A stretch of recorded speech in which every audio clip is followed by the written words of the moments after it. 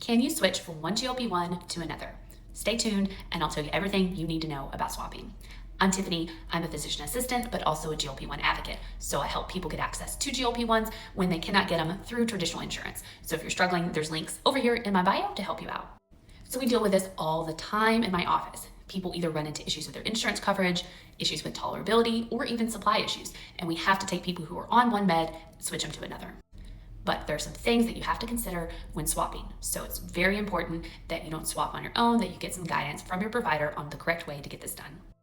So semaglutide and tirzepatide are weekly dosed. So if you are starting one, going to the other, for the most part, you're just going to give your dose when it's time to give your other dose of medication, so 1 week apart. Where it gets really confusing is if you're having to switch from a weekly dosed medication to a daily dosed medication. Then people get confused.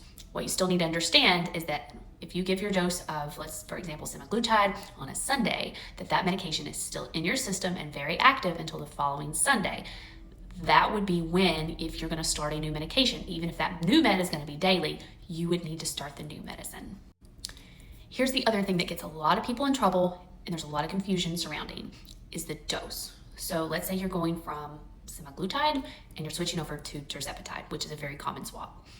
So a lot of people worked their way up on semaglutide to the higher doses. They decided that they plateaued out and they say, okay, I want to try tirzepatide to see if I can get some of this additional weight off. So they assume that they're going to go from a really high dose of semaglutide over to a really high dose of tirzepatide. Now, for the most part, this is not accurate, because if we start you out on a very high dose of tirzepatide, we are really setting you up for failure. If we start you out that way, you're going to have a much higher problem of lots of side effects, and probably at the end of the day, you're really not going to lose the weight any quicker or more sustainably. So when you're swapping products, a lot of times we're going to ask you to start back on the starter doses of the new medication, which can be frustrating and confusing to people. This is where you really have to trust the process. So at the starter doses, sometimes some of that food noise can come back and people feel like they're taking a step back in their therapy.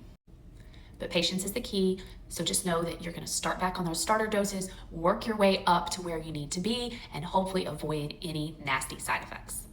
At the end of the day, when we think about patients, we always think about them individually. So it all has to do with your individual health profile, what other chronic diseases you have, what other medications you take, whether or not you're really sensitive to side effects like nausea or vomiting.